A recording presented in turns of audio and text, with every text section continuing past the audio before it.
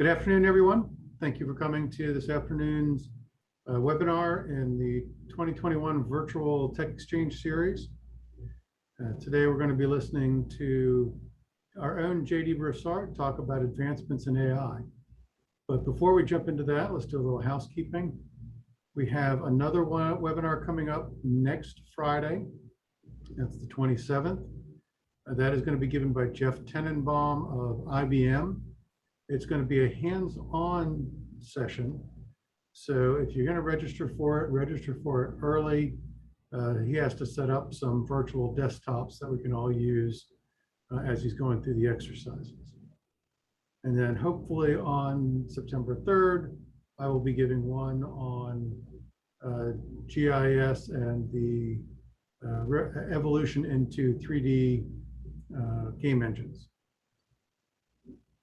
All right, if you have any questions, you can either put them in the question and answer section, you can chat one of us, and we'll get back to it.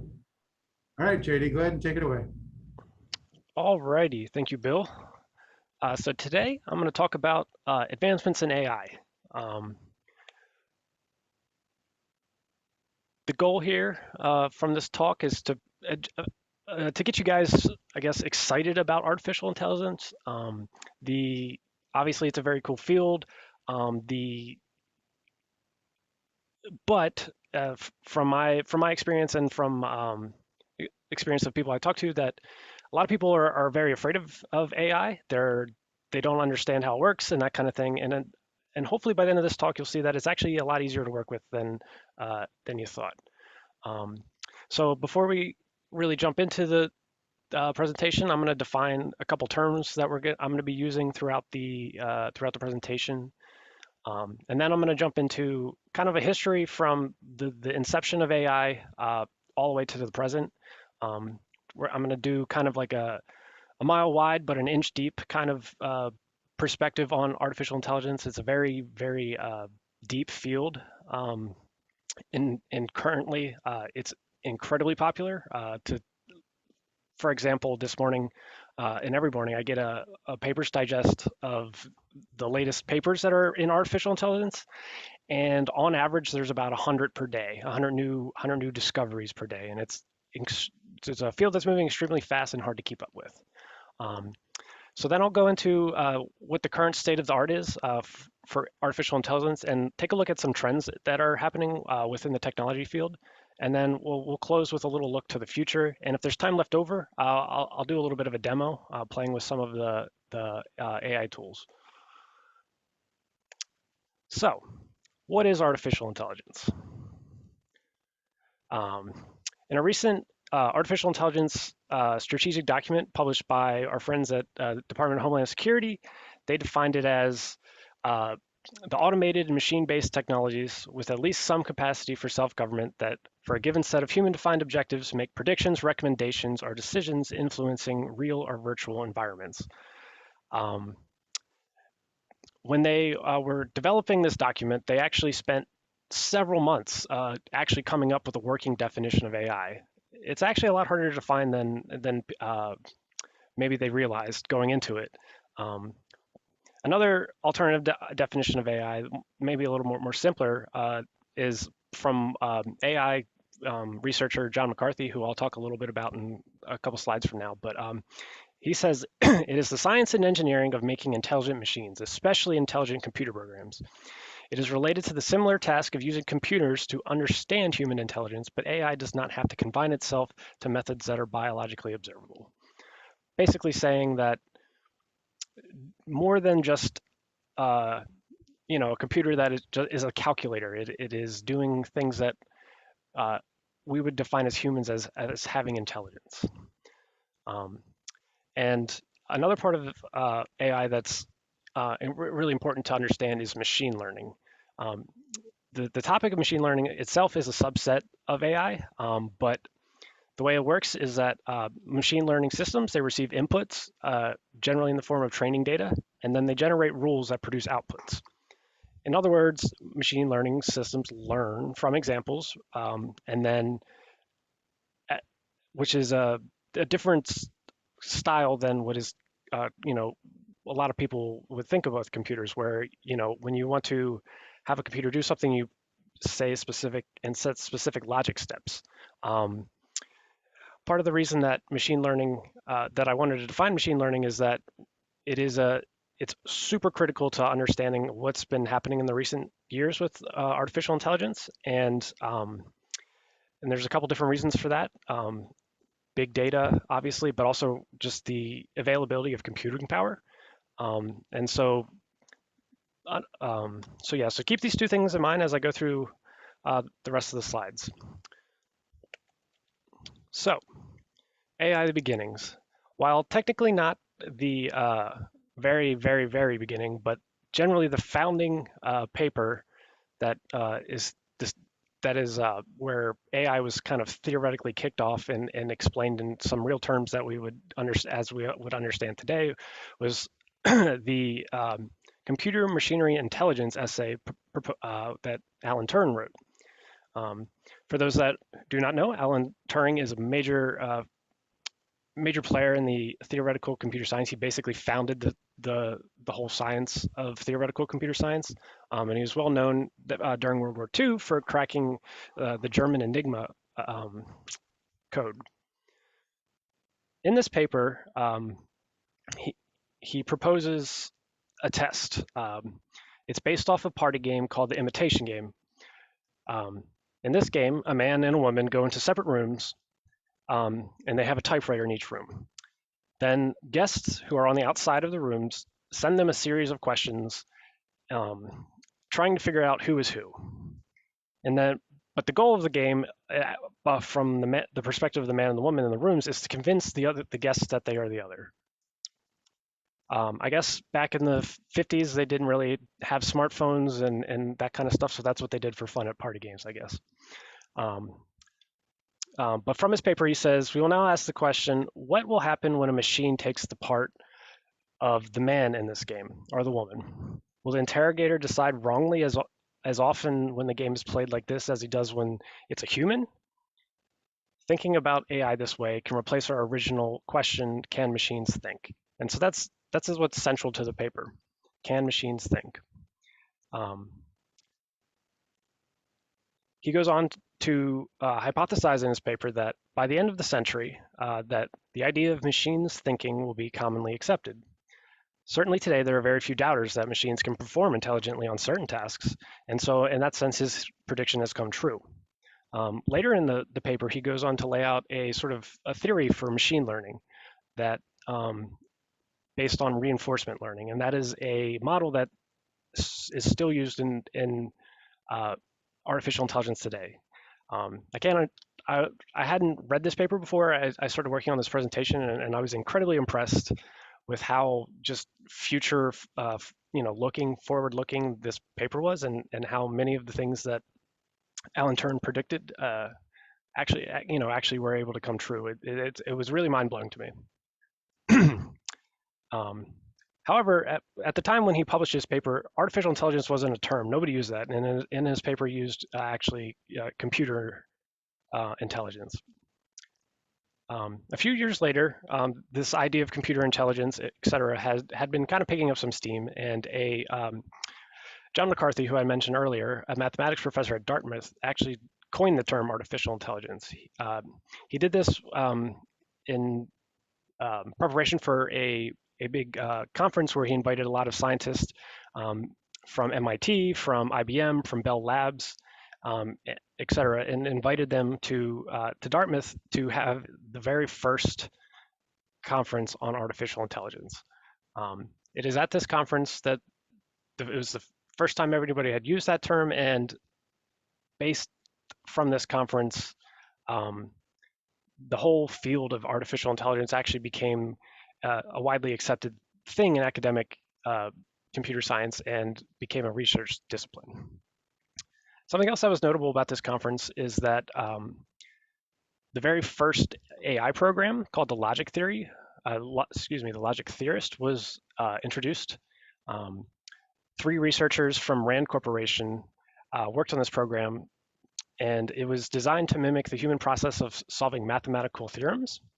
The program was like nothing else before it, and it was so successful that it actually had developed proofs that were more elegant than the existing best known proofs at the time. Um, and then and so this logic theorist program was actually a very big deal, and it went on to inspire the programming language Lisp, which is heavily used in AI and throughout the years.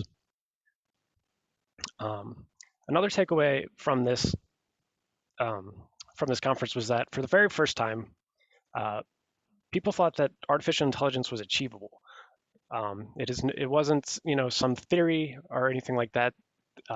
They really thought that they could produce practical artificial intelligence as a result of this conference. After launching the field in 1956, it only took a few years for the first robot to make its debut. This robot was the Unimate robot. It was the first industrial robot, and it was used initially on assembly lines at General Motors. It performed the task of taking die castings and welding them, which was a job that was particularly dangerous for workers because of the fumes that were that could be emitted from the welding process, and the extreme heat, etc. So it was a very unpleasant job for the workers, and so they were happy to let the robot take over. I did want to show you the Unimate robot in action. It is kind of interesting to see, how the very first robot worked. So we'll go ahead and watch this video.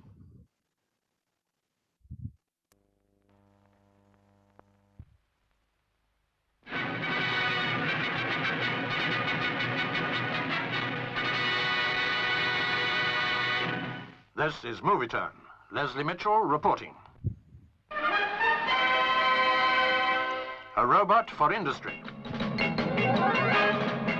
And this is it, Unimate, a machine that can reach out to 7 feet and perform a multitude of tasks in factory or laboratory as skillfully as a man, but without getting tired. It's controlled by a built-in memory system. You just lead it once through the required motions, and it can then repeat them 24 hours a day, week after week.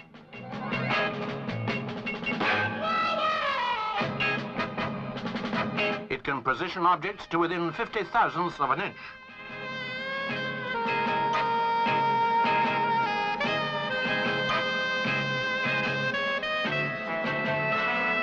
Completely unaffected by heat, cold, fumes, or dust, it could take over a lot of unpleasant jobs. It can operate unattended for 500 hours. Originally developed in the States, it's now being made in Britain, and this was its public debut. Have one with me.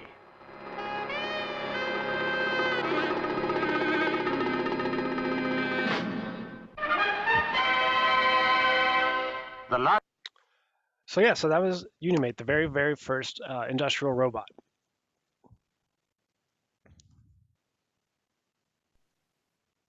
A few years later, as the field was developing, one of the programs developed by MIT researcher Joseph Weizenbaum was Eliza. Eliza was a program that had many scripts, but the most popular one, and the one that you see up on the screen, is the doctor script. It is designed to imitate a psychotherapist. And so in this script, you actually would type things into the computer, and it would generate a response for you.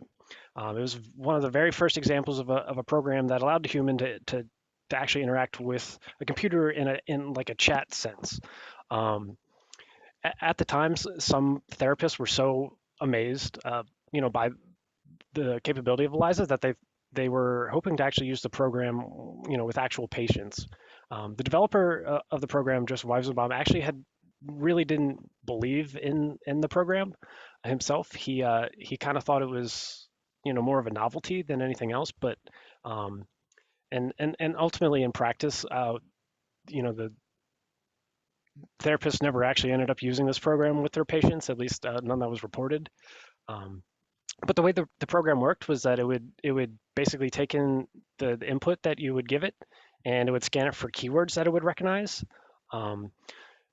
And then based on that keywords, it would generate an output. And for things it didn't understand, it would just be like it would ask a question to be like, hey, could you elaborate more or something like that to hopefully have the user generate keywords it did recognize, or it would look back in chat history to see if it could generate anything that would make sense.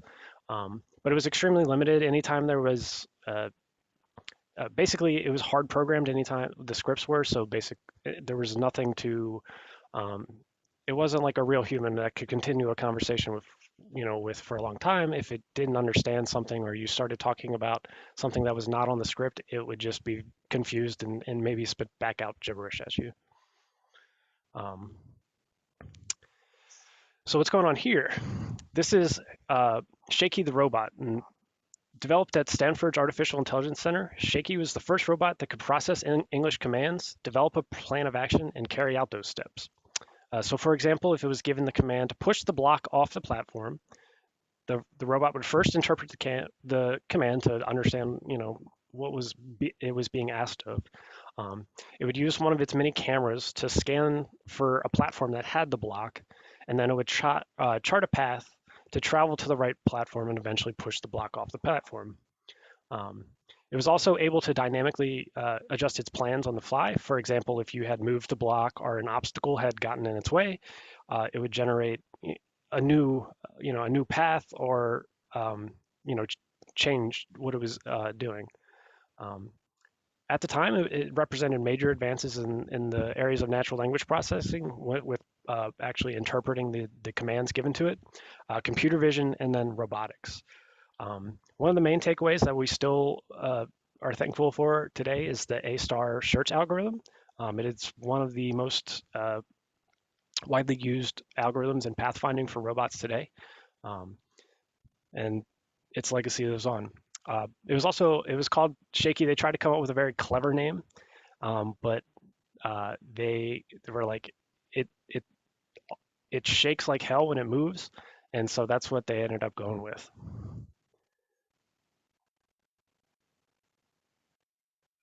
After those first 15 years, though,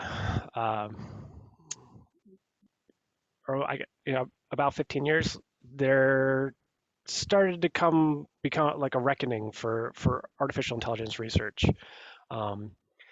In 1964, a committee of 7 prominent scientists from academia and industry was formed to evaluate the process of linguistics and machine translation. After 2 years, they published their research that they did. They had done interviews and investigations with the various government agencies in the United States. And the report was not very kind to the advancements that have been made in AI. They basically came to the conclusion that machine translation is simply not worth the cost, and that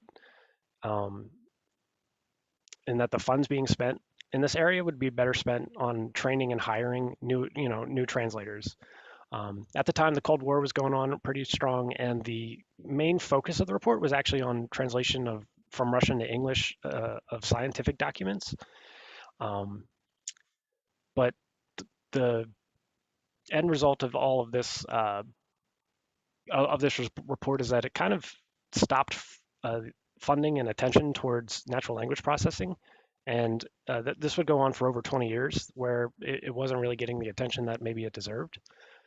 But there is like a very a popular example, I guess, of kind of what the limitations of machine translation were at the time.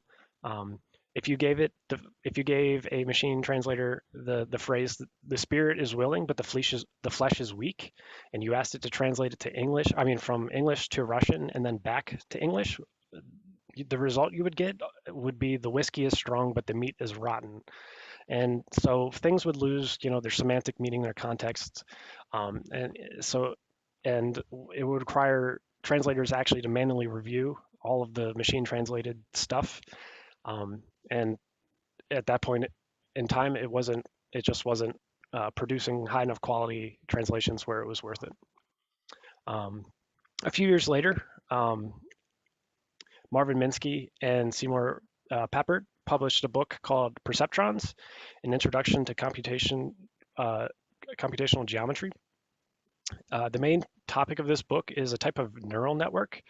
Neural networks are called a perceptron, excuse me, and neural networks were a major topic of AI research, and the hype around them was that you could take a neural network and essentially teach it to learn anything. They looked at this perceptron neural network, which was created by Cornell researcher Frank Rosenblatt. After,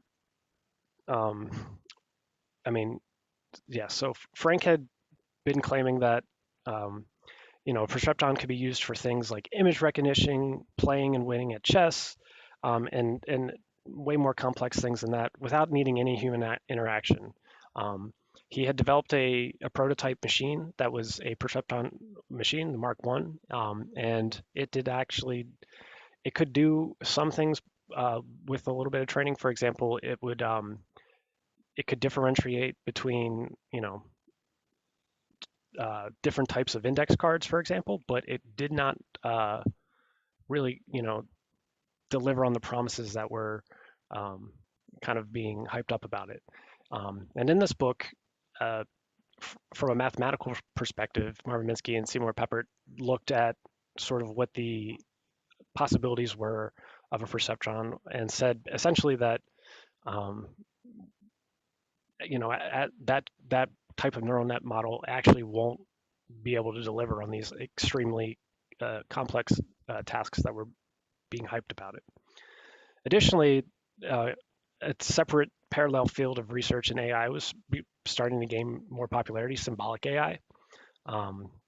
And the subfield of neural network research eventually kind of, just like with machine translation and natural language processing, kind of stopped getting focused on, and research funding was a lot harder to come by. And this lasted almost until the 90s until it was finally the computing power was available that actually could make some of these neural networks behave and deliver on the kind of things that they said they would. The final nail in the coffin, though, and this is what, and these sequence events lead to what is called the AI winter, where after an initial period of a lot of investment, things like Shaky the robot getting millions of dollars from DARPA and things like that, the final nail in the coffin was the Lighthill report. This was developed by a British mathematician. He was asked by the research,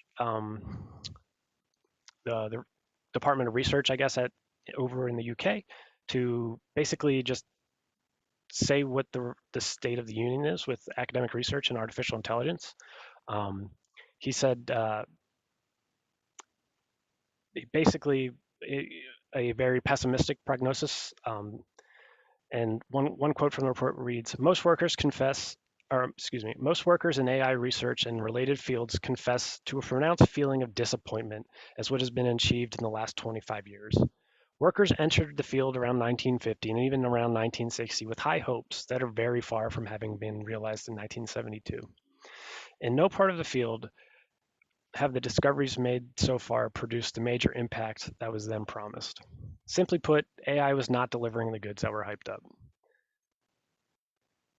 Now, while the AI winter did not completely freeze funding, it definitely made it a lot harder to come by. Agencies like DARPA, academic research institutions, the RAND Corporation, eventually began kind of pulling back on existing AI research and not seeding any new research. This period of AI winter lasted until about the 80s, when it picked up again and then kind of fell off. Some things happened in that time period, but everything was kind of just incremental change. And what that led to, though, was eventually a resurgence in AI. It just took a long time. So in 1996, a supercomputer developed by IBM named Deep Blue challenged chess champion and chess grandmaster Garry Kasparov to a tournament-style chess match. In their very first chess match in 1966, it did make some history. because it defeated Garry Kasparov in one of the matches, being the first computer to ever take a game off a chess game off a world champion under tournament conditions. But ultimately, it lost the series, and Garry Kasparov won. The following year, IBM, having a little bit more time to make tweaks and improve on their design with Deep Blue, they faced off again. This is the first, and in this match, Deep Blue actually won the match 3.5 to 2.5. And this is the first time that, in a tournament style setting, that a computer had actually beaten, a top level chess player. These matches were very publicized and super hyped, and it started to bring artificial intelligence back into the forefront, of people's minds. Around the same time, some software developed by Dragon Systems called Naturally Speaking was released for Windows 95. This program was simple by kind of what we would think our standards, but it was basically you would speak and it would transcribe your spoken words into the window that you were using. So, for example, if you had a text document open, you could speak, words into it. The software had an English vocabulary of over 23,000 words. And the reason that it was so popular and useful was that previous attempts at developing speech recognition technology were very slow. You would have to speak one word at a time and wait for the program to actually actually insert the word before you would move on. And so it wasn't very useful. It wasn't very productive. And this spurred off a big competition. IBM later that year released their own software that was speech recognition. Telecommunications companies were working on their own so that they could have automated phone answering systems. Stuff that seems so, I guess, common now. This is kind of when it all started taking place. For many people, myself included, the Furby was my first introduction to artificial intelligence. This was a animatronic toy developed by Tiger Electronics, and it was the must-have toy for the 1998 and 1999 holiday seasons. They sold over 40 million Furbies. The toy was unique. It spoke its own language called Furbish, and over time it began using real English phrases to give sort of the illusion that it was a learning kind of robot, that it understood kind of what you were talking about. They also had above the eyes, they had a little infrared sensor that would let it communicate, or when you've placed it with other Furbies, it would recognize the other Furbies and have, different conversations based on which Furbies, were around. It was very, very interesting. You could also encourage it to speak more often by petting the Furby when it was saying certain phrases. I definitely spent a lot of time with my Furby as a kid. One little side story is that the original Furby didn't have an on-off switch, and so it would just kind of go off and start talking on its own without sort of any input.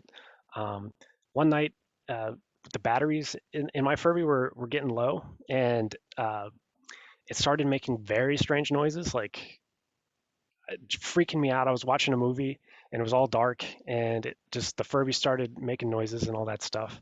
And so after that night, I pulled out the batteries and I was like, all right, I've had enough of Furby. And much to the disappointment of my little sister, she really loved Furby, but I told her that Furby died. And I think it was for the best. Another major consumer facing robot, considered artificial intelligence, was the Roomba. Roomba was developed by a company called iRobot, which was founded by 3 researchers from MIT's Artificial Intelligence Lab. If you're not familiar with the Roomba, it is basically a robot vacuum that would go around the entire room in a sort of random path, but it would make sure that it covered as much surface area as possible. But it could do things like avoid obstacles. If it bumped into something like the leg of sofa or end table, that kind of stuff, it would readjust itself and work its way around the obstacles. They were very popular, and in the first year and a half, they sold over 1 million units. And Roombas are still very popular today.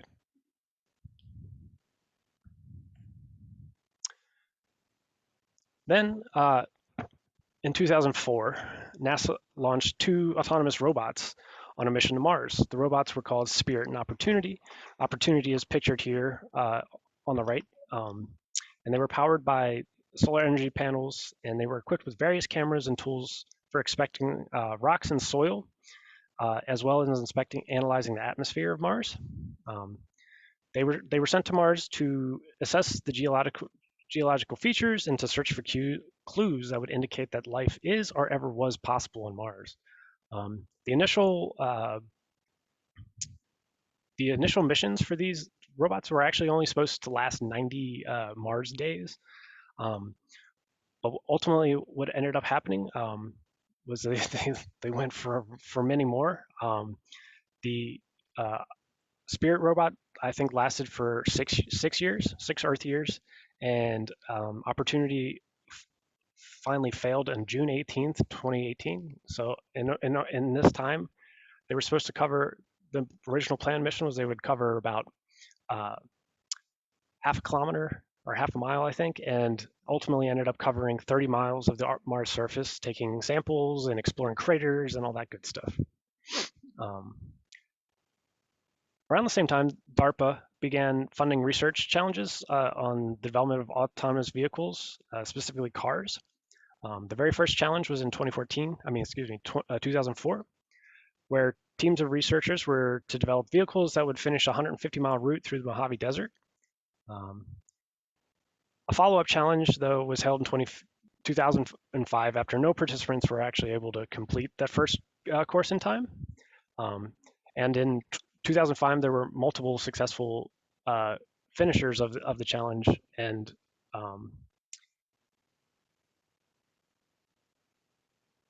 yes, and so in 2007, they did another challenge that's this time not just based on the basically barren and completely empty Mojave Desert. This time they were, it was a simulated urban environment. They were using a military base, and they had to drive around this urban environment, follow traffic regulations, negotiate with other traffic, all that stuff, and meet certain conditions. They had to cover about 55 miles in total, and ultimately the winning team from Carnegie Mellon University and General Motors completed the course in about 4 hours, averaging about 14 miles per hour. So the cars were completely autonomous, no human interaction or input required.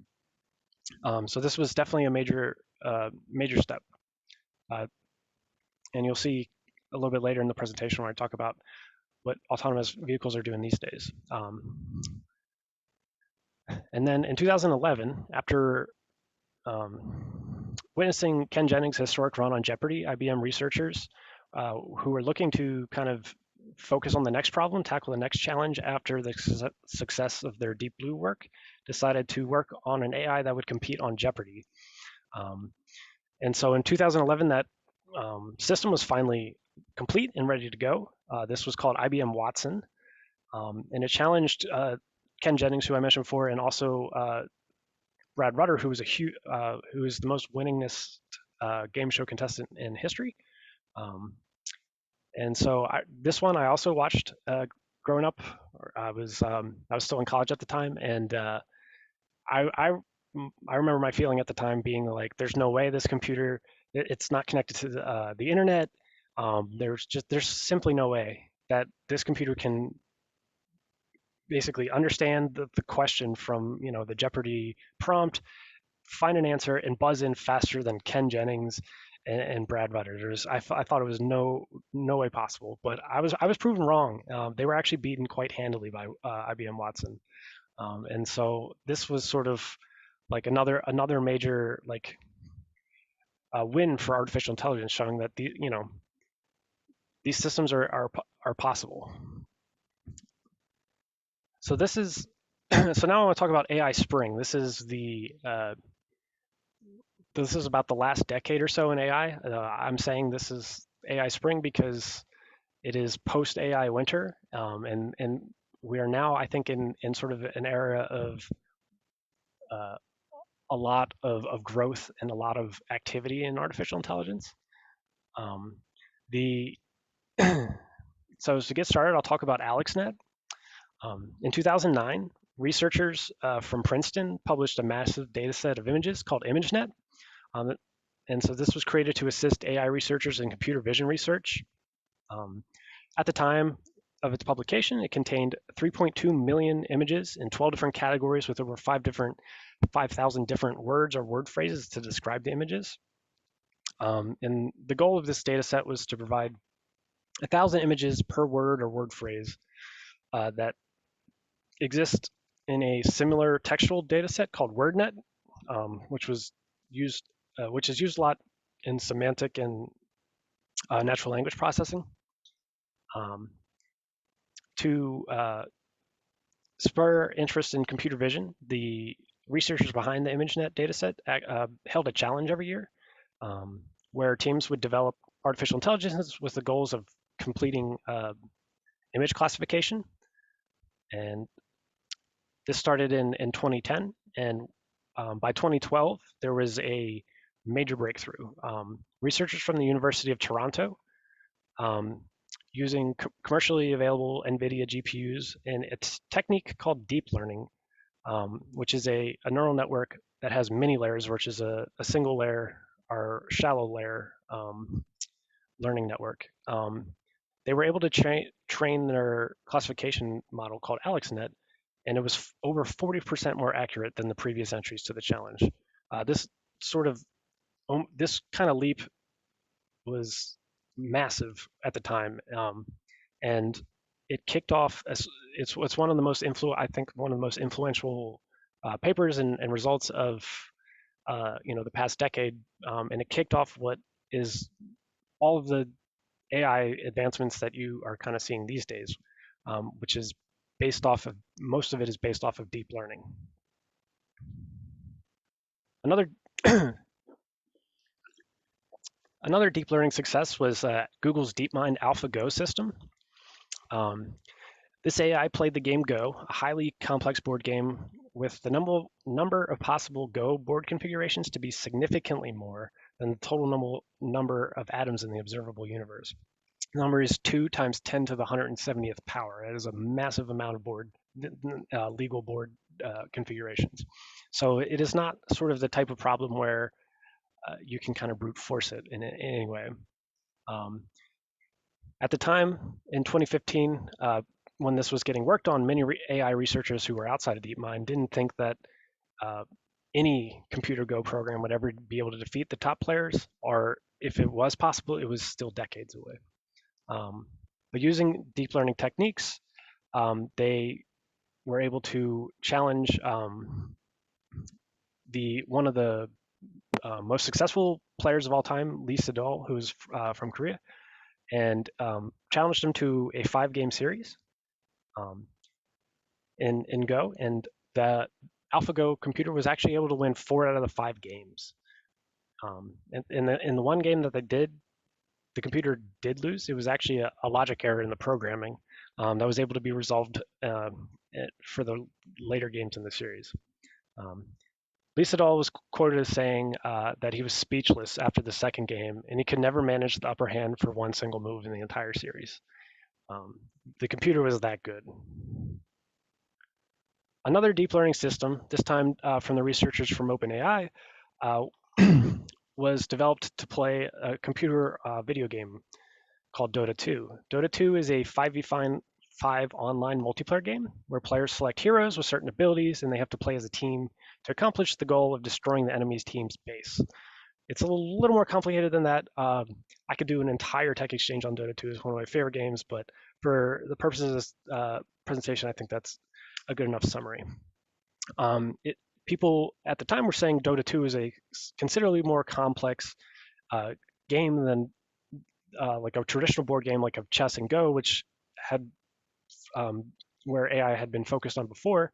just basically because the number of hero combinations, the space in the map of where it takes place, the fact that you have incomplete information where, like in a game like chess or checkers or Go, both players have the same information. They can all see the board and all the pieces. Whereas in Dota, that is not the case. You can only see things your team can see. And so in the very first unveiling of OpenAI 5, they challenged a world champion player named Dendy. His nickname is Dendy, to a 1v1 match. And in this match, Dendy was stomped. He was absolutely defeated by the AI.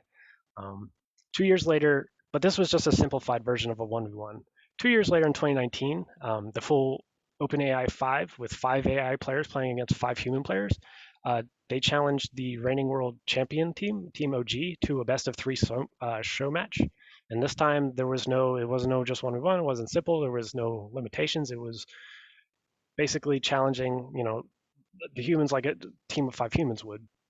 And Team OG, the best team in the world at the time, and they were also stomped. They were completely defeated by this OpenAI 5. It represents sort of a leap in what kind of, at least I thought was possible leading up to that. Same thing with like other, the other Jeopardy and stuff like that. I didn't think that the AI had stood a chance. I thought that human players were simply way smarter than a computer could ever be, but that is not the case. And I keep finding myself actually really impressed with the advancements lately. So that kind of concludes my look back at what's happened so far in AI history. But now let's take a look to kind of what's going on right now. One of the major things is the OpenAI API. So this was OpenAI released their OpenAI API beta last summer after they created their latest text generation model, GPT-3. This model was trained on nearly a terabyte of text, with a lot of the data actually coming from the internet.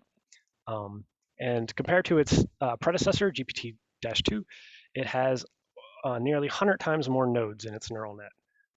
This sort of represents a massive jump in sort of the complexity and ability of the application. And when tested with, in the field of artificial intelligence research, there are benchmarks that generally all of the models that are developed compete against. And at the time of its publishing, the GPT-3 was, to use the word again, crushing. They were crushing all of the other state-of-the-art models at the time, and they were doing it without specific fine-tuning to any of the models themselves, or any of the benchmarks themselves. It uses a technique called zero shot, which is essentially that with no fine-tuning, no extra training, it is able to compete and generate intelligent and sensical, I guess, responses. It can also do things like translation, and it can also do common sense reasoning. So it is an incredibly powerful model. And the way it works is kind of like similar to the Eliza program that I was talking about earlier. Is you give it a prompt. It can be a sentence. It can be paragraphs. It can be a lot of things.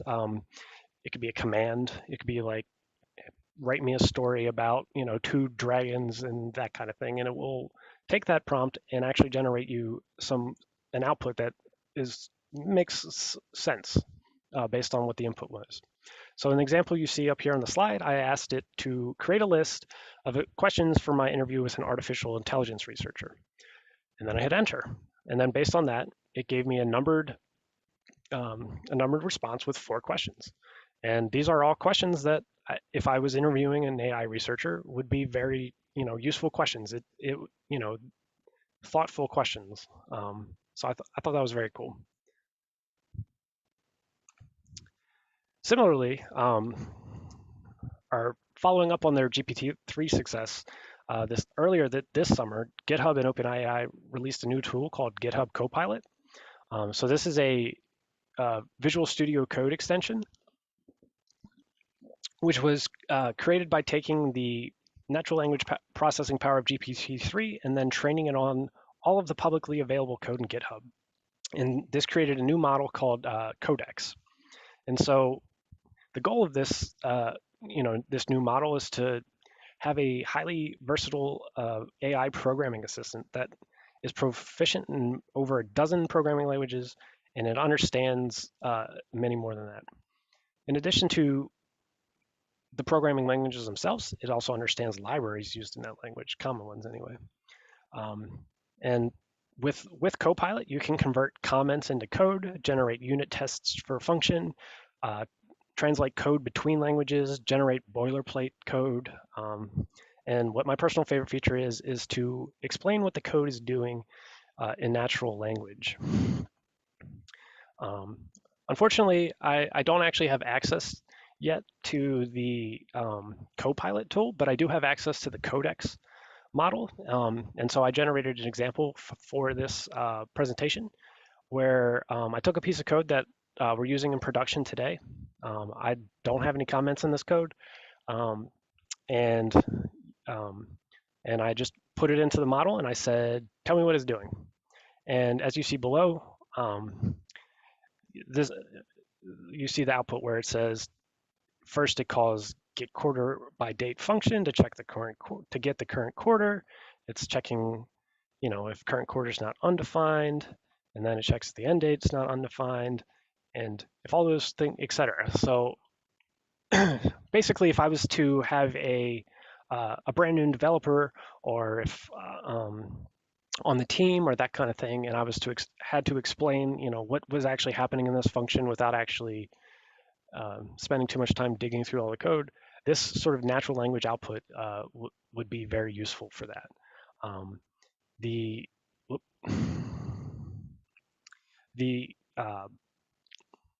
don't know. So it can do more than that. But it's pretty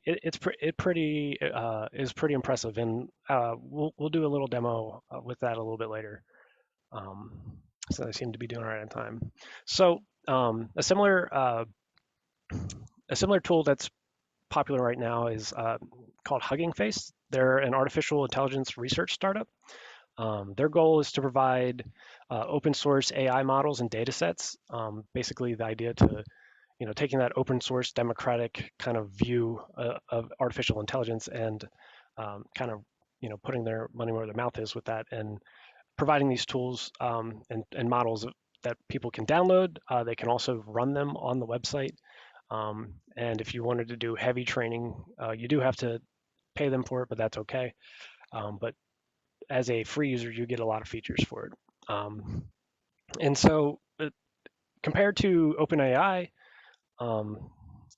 who initially they were releasing their models, you could get GPT-2 and download it and run it. And I've done that before. It was very cool, but now they put GPT-3 and all these other things behind a paywall that you have to be accepted into the beta and you have to pay them for all your usage and that kind of thing, which makes sense. They're trying to recuperate their costs, but it definitely, when you hear it deviated from their original mission of being OpenAI.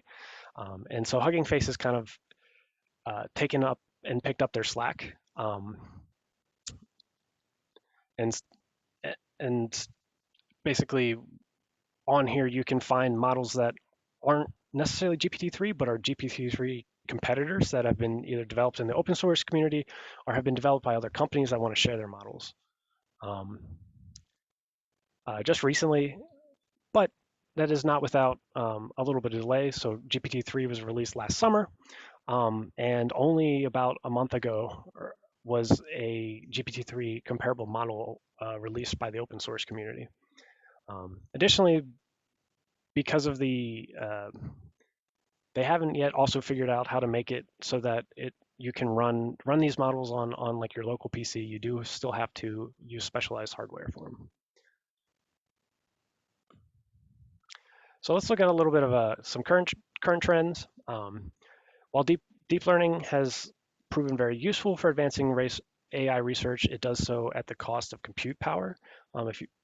Traditionally, GPUs have been used to train these models. The original AlexNet image recognition model was able to be trained on 2 NVIDIA 580 graphics cards. And fast forward to today, and the GPT-3 model actually required a high bandwidth cluster from Microsoft that was stuffed with tons and tons and tons of the latest workhorse NVIDIA cards that are meant for these AI workloads. The estimate to train the model for GPT-3 is about 12, just to train the model, is $12 million. Compared to its predecessor, GPT-3.2, which required 27 petaflop days. GPT-3 required, just 1 year later, required 3,640 petaflop days. So the compute power necessary for these actually useful models increases dramatically. This graph here you see is actually it's like logarithmic, so it looks linear, but it's actually from the very beginning of AlexNet to where we are now. It's been a massive increase in compute power. In response of this, and this like increase of compute power necessary,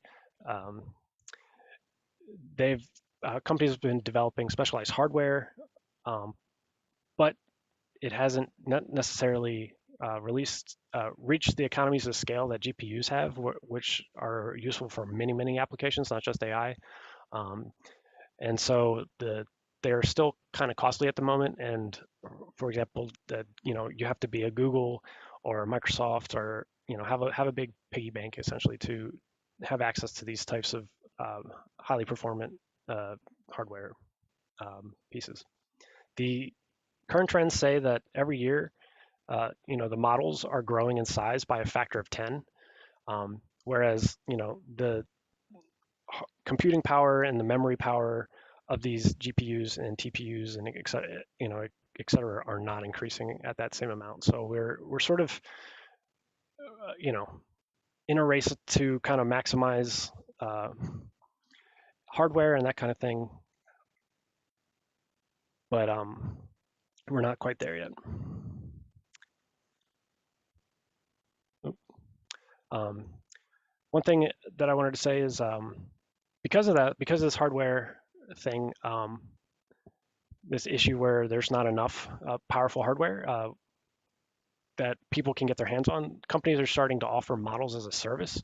So like the OpenAI API or that kind of thing. And so you basically pay for the usage of a model. It's generally pay as you go. The more inputs you give to it and the larger of an output you ask, the more that it costs you. Some of the current trends I wanted to talk about are the self-driving car, autonomous driving. All of the major manufacturers, such as GM, Tesla, Ford, VW, they all have their own research departments that are working on the self-driving vehicles. There's also a company called Waymo, which is a Alphabet/Google company, and they already have a driverless taxi service. If you go to Phoenix, Arizona, for whatever reason that you want to go there, you could actually go and take a driverless taxi today, which is pretty neat. And even cars today have some basic self-driving functionality. I mean, you've probably seen the commercials that where cars parallel park themselves, or will emergency brake, if something runs out in front of your car, or correct lane drift if you start going over the lines on a highway. So some self-driving functionality kind of already exists. If you're going to believe the hype men / the Elon Musks of the auto industry, full self-driving is around the corner. But due to the sort of regulations and sort of that these systems need to be fully, tested, I think a more conservative estimate that would be accurate would probably be around 2030, where you'll start seeing production cars that have full self-driving capability. In the medical field, AI is already being used for things like analyzing medical data such as X-rays, EKGs, medical histories, and lab tests. AI is also being applied to provide personalized healthcare based on a patient's genetics. Recently, in the healthcare realm, DeepMind, who I mentioned earlier, they developed an artificial intelligence to simulate the 3D structure of all possible protein expressions in the human genome. And so this has applications for developing new drugs, are exploring new use cases for existing ones. And it represents a massive paradigm shift in the field of biology. Additionally, the benefit of automating many of these business processes also that is common with AI. It applies to the doctors and nurses and other medical staff who are spending more time than ever now behind a computer due to the rise of electronic health records. AI can make it so that they are, they don't have to spend hours a day entering notes, that kind of stuff, and they can actually spend time, FaceTime with the patients and provide more care. And one last trend I want to talk about was humanoid robots. Just last night, Tesla announced that they are working on a humanoid robot that will take over physical tasks that humans find either boring or dangerous or repetitive. And they expect that this robot will be available in the next year or so. Elon Musk's vision is that in the future, physical labor will be a choice and not a requirement of work. It's quite a utopian vision. We'll see how it turns out. But that being said, humanoid robots have been used in the medical field and have been for a while. The COVID-19 pandemic actually accelerated some of these changes. For example, in one hospital, robots were escorting COVID patients to their rooms. They were delivering them food, medicine, and supplies. And they also had cleaning robots that would disinfect floors and surfaces. The goal being obviously not to dehumanize the patients or anything like that, but to reduce human-to-human contact and therefore the spread of the disease. In Japan, robots have been assisting the elderly there for almost a decade.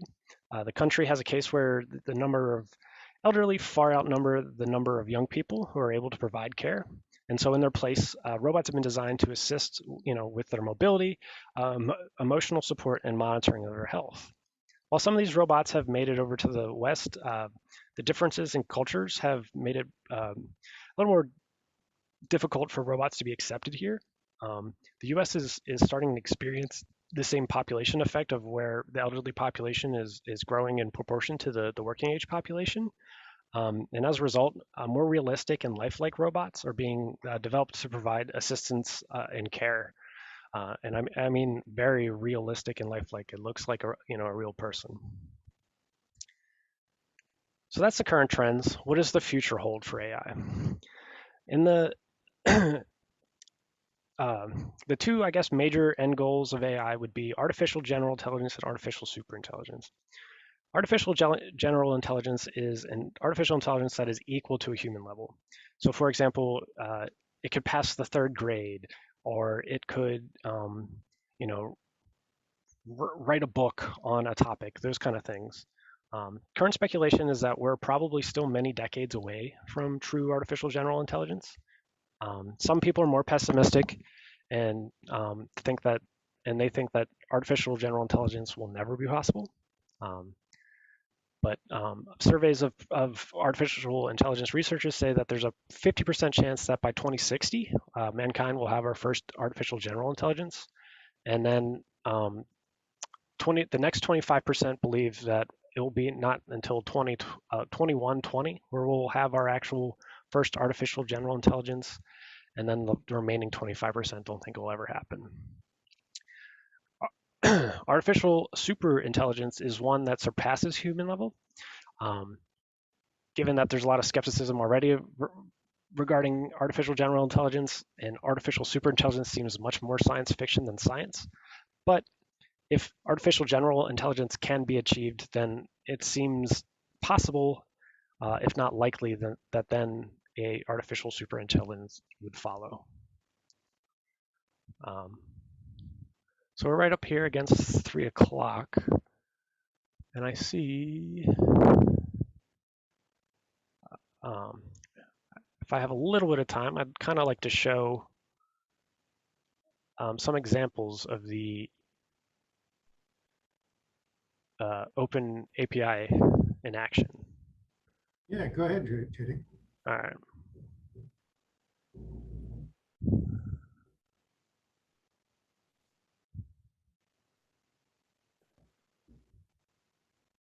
All right. So this is an example of a chatbot with OpenAPI. And so I'm going to ask it a question, I guess, and we're going to see what kind of response we get. Before I guess I answer that, before I ask a question, does anybody have a question that they'd like me to ask the AI?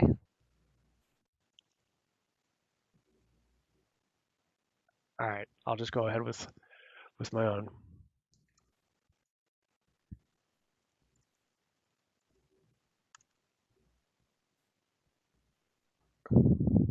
Oh.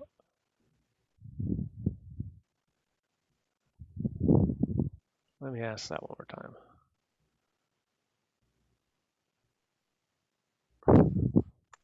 Without a trailing space. So it is a little bit sensitive to things.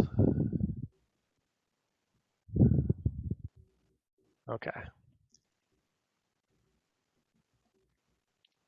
Do you use, all right, I like that one, Cameron.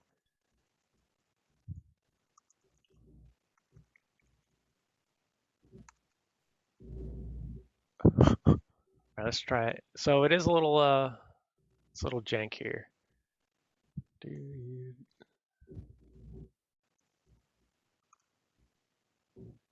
It just laughs. Oh boy, that's ominous.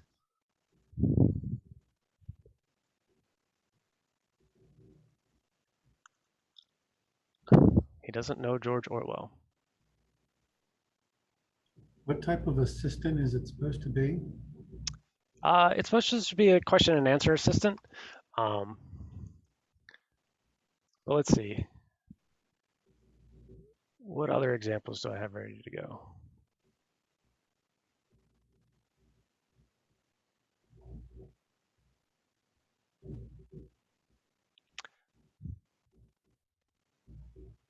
So you're supposed to be able to ask any question, and it's supposed to give some type of valid response? Yep.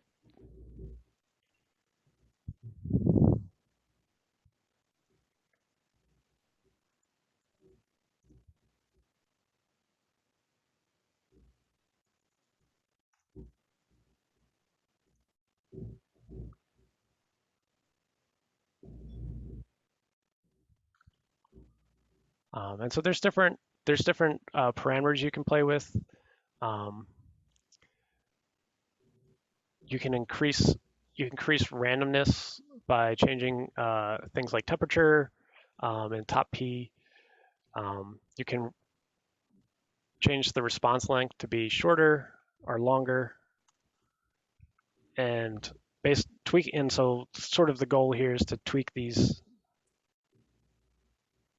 parameters, and eventually you will get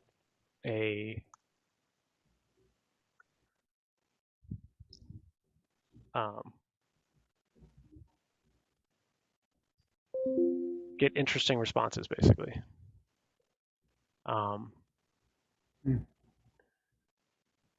There are a couple other examples here that I wanted to show. So with the code one specifically, you can do things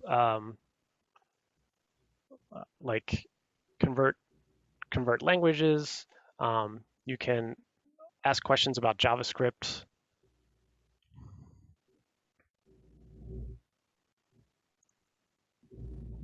To help you learn the language.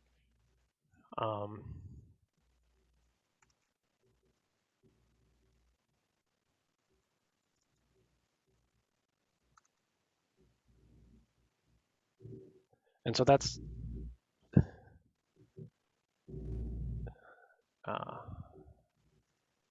how do I convert a string to a number? You can use the parse int method. So it's kind of interesting. What especially with the coding one, that was very impressive for me. You can also do I'm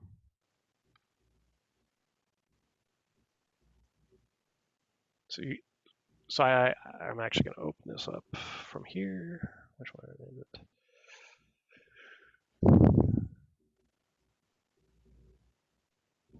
So here I have the a table that we're using right now, and I can ask questions. For example, give me a query that has, all with amount of 10,000 or more, and where the vendor is exceptional software, and it will generate a SQL query. So if I erase this and rerun it again, oh, I have to actually do this.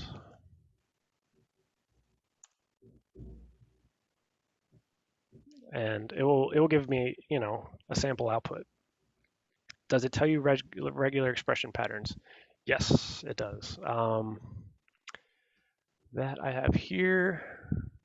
So I gave it in order to get that in a JavaScript one. So find words that start with cat and end with ION. I run this, and it puts out a sample JavaScript function where this is the where it does it in JavaScript. I can do, if I don't tell it to do JavaScript, it will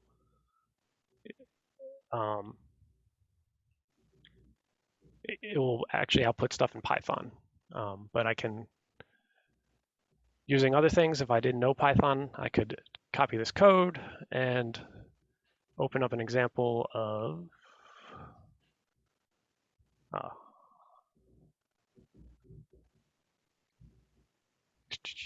just switch it around.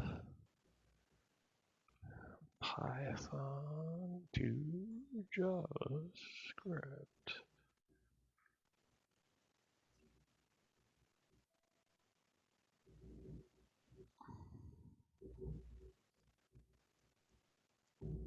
And you see here it's a little bit cut off. That's just because of the response length, but it should be able to give me a useful thing here.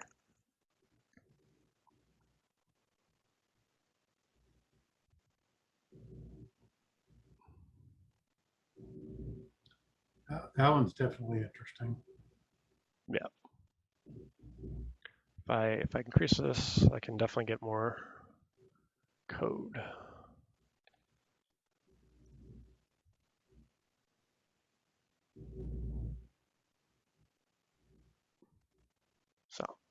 So it's pretty unique. The tool actual API, the GitHub CoPilot, it does a lot more, and it's been tweaked to, take full advantage of the capabilities of your IDE. So when it's generating code samples or things like that, it's able to actually, kind of bounce around between files and look up things like that.